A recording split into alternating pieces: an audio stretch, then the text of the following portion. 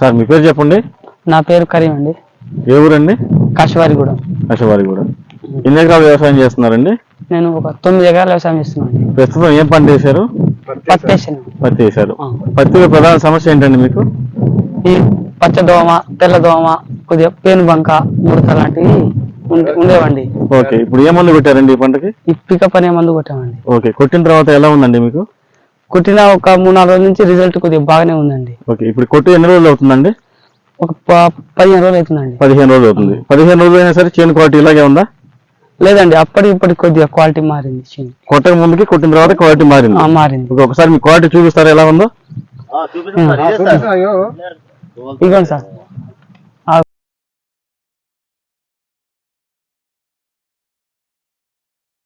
Okay అండి, ఇది రైతు సోదరులు మొత్తం వాడుకోవచ్చా?